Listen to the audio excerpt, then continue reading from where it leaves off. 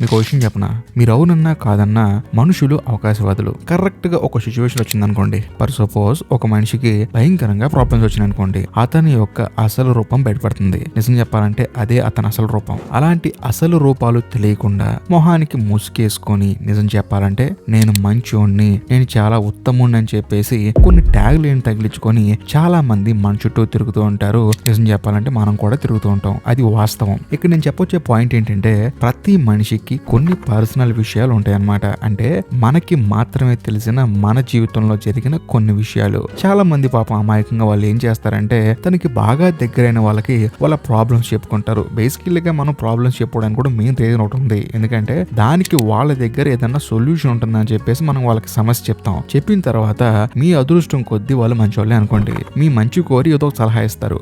లేదు అనుకోండి, వాళ్ళు కూడా ఏదో సలహా ఇస్తారు. కాకపోతే మీకు వాళ్ళకి నాన్ సింక్ అయినప్పుడు వాళ్ళ నిజ స్వరూపం బయటపడుతుంది. మీ పర్సనల్ విషయాలన్నీ పబ్లిక్ లోకి వచ్చేస్తాయి. సో దాని వల్ల ఇబ్బంది పడేది ఎవరు? మీరే. ఇంకా డైరెక్ట్ గా పాయింట్ లోకి వెళ్లే ముందు మీరు గనక మన ఛానల్ కి ఫస్ట్ టైం వస్తే దయచేసి సబ్స్క్రైబ్ చేసి బెల్ ఐకాన్ ప్రెస్ చేయండి. ఎందుకంటే మన ఛానల్లో వచ్చే ఇలాంటి వాల్యుబుల్ కంటెంట్ మీరు అసలు మిస్ అవ్వకూడదు కాబట్టి. ఇంకా డైరెక్ట్ గా పాయింట్ కి వస్తే, ఫస్ట్ మీరు ఎవరితో షేర్ చేసుకోకూడని విషయం ఏంటంటే పర్సనల్ గోల్స్. బేసికల్ గా ప్రతి ఒక్క మనిషికి కొన్ని జీవిత లక్ష్యాలు ఉంటాయి. వాటి కోసం మనం పోరాడుతూనే ఉంటాము. మనకు తెలిసిన వాళ్ళకి మన జీవిత లక్ష్యాల గురించి చెప్తూ ఉంటాం. అలా చెప్పడం వల్ల జరిగే అనర్థాలు ఏంటంటే, మొట్టమొదట వాళ్ళే మీకు ఒక స్పీడ్ బ్రేకర్ గా మారతారనమాట. ఎందుకంటే అసలు ఏ జీవిత లక్ష్యం లేని వాడి దగ్గరికి వెళ్ళి మన జీవిత లక్ష్యం గురించి చెప్తే వాడు మనల్ని ఎలా చూస్తాడు, మన గురించి బయట ఇంకెలా చెప్తాడు. గట్టిగా మాట్లాడితే మనం ఏమీ సాధించకుండా జీవితంలో అలా మిగిలిపోవడానికి కారణం కూడా వాడే కావచ్చు. కాబట్టి మీకు తెలిసిన వాళ్ళకి మాక్సిమం మీ జీవిత లక్ష్యం చెప్పకుండా ఉంటేనే బెటర్. ఒకవేళ చెప్పారే అనుకోండి, వాడికి అంత సీన్ లేదని చెప్పేసి మిమ్మల్ని డిమోటివేట్ చేస్తారు. మరి ముఖ్యంగా మీ ఫ్రెండ్స్ అవ్వచ్చు, ఫ్యామిలీ మెంబర్స్ అవ్వచ్చు, అమ్మా నాన్న కూడా అవ్వచ్చు. ఎందుకంటే మీకున్న జీవిత లక్ష్యం యొక్క వాల్యూ వాళ్ళకి తెలియదు. మీకు ఎంత టాలెంట్ ఉందో వాళ్ళకి ఏం తెలుసు. కాబట్టి మాక్సిమం చెప్పకుండా ఉంటేనే బెటర్. లేదు బ్రదర్, మా కుటుంబ సభ్యులు మాకు సపోర్ట్ చేస్తారనుకుంటే మాత్రం మొట్టమొదట మీరు వాళ్ళకే చెప్పాలి. ఎందుకంటే మీ మీద వాళ్ళకున్నంత ప్రేమ ఈ ప్రపంచంలో ఎవరికి ఉండదు కాబట్టి. ఇంకా రెండో విషయం ఏంటంటే రిలేషన్షిప్ ఇష్యూస్. బేసికల్ గా ప్రతి కుటుంబంలో కలహాలు ఉంటాయి, చిన్న చిన్న గొడవలు జరుగుతూ ఉంటాయి. కానీ చాలా మంది ఏం చేస్తారంటే ఆ విషయాలను తీసుకెళ్లి వాళ్ళ ఫ్రెండ్స్ తో షేర్ చేసుకుంటూ ఉంటారు, బయట వాళ్ళకి చెప్తూ ఉంటారు. వాళ్ళు కూడా ఏంటంటే వీడిని ఓదార్స్తున్నట్టు ఓదారుస్తారు, కానీ ఇంకొకళ్ళ దగ్గరికి వెళ్ళి చాలా కామెడీగా మన విషయాలు చెప్పుకుంటూ ఉంటారు. ఇది కామన్ గా ప్రతి ఒక్కరు చేసే బ్లండర్ మిస్టేక్ అన్నమాట.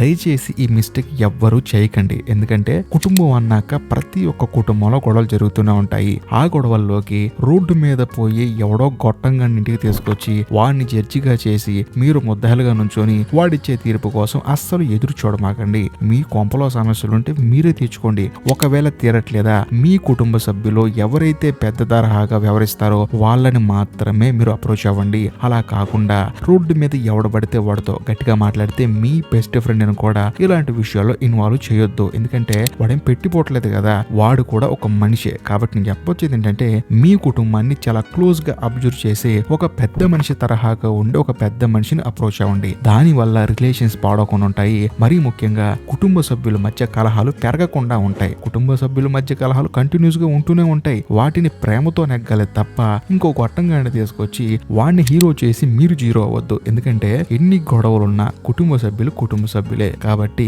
దయచేసి కుటుంబ విషయాలు రోడ్డు మీద తీసుకెళ్ళమాకండి. మరీ ముఖ్యంగా అర్హత లేని ప్రతి వాడికి మీ విషయాలు చెప్పి ఆ విషయాలు కాస్త వాడు ఇంకొకరికి చెప్పి మీ జీవితాన్ని బజారు పాలు చేసుకోమాకండి. ఇక నేను చెప్పబోయే మూడో పాయింట్ ఏంటంటే చారిటబుల్ యాక్ట్స్. బేసికల్ గా మనం కొంతమందికి సహాయం చేస్తాం. మన దగ్గర స్తోమత ఉన్నప్పుడు ఎవరికైనా సహాయం చేస్తూ ఉంటాం, హెల్ప్ చేస్తూ ఉంటాం. దాన్ని గనక మనం ఎవరికి పడితే వాళ్ళకి చెప్పామనుకోండి, వాళ్ళు మన గురించి చేసే నెగిటివ్ పబ్లిసిటీ ఉంటుంది చూడండి, మనకి జీవితం మీద విరక్తి పడుతుంది. ఆ రేంజ్లో చేస్తారు. ఆ ఈడి గనక చేసేళ్ళారా బాబు అని చెప్పేసి మన గురించి చాలా చండాలంగా మాట్లాడతారు. ఇంకా దాని గురించి చెప్పాల్సిన అవసరం లేదనుకుంటున్నాను మీకు. కాబట్టి మీరు ఎవరికైనా సహాయం చేస్తే దయచేసి అది ఎవరికి చెప్పమాకండి. ఒకవేళ చెప్పారా అనుకోండి, మీరు ఎవరికైతే హెల్ప్ చేశారో వాళ్ళకే మీరు శత్రులైపోతారు.